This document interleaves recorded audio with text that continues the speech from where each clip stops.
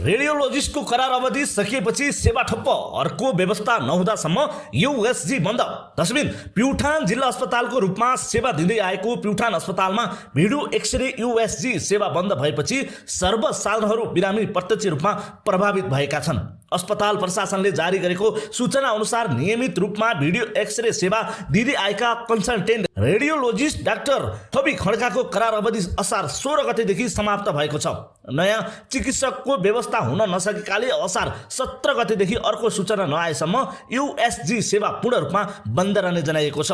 यस निर्णयले विशेष गरी गर्भवती महिला, आकस्मिक बिरामी तथा भिडियो एक्सरेमा निर्भर सेवा गराइलाई निजी अस्पताल धाउनुपर्ने बाध्यता सिर्जना भएको छ।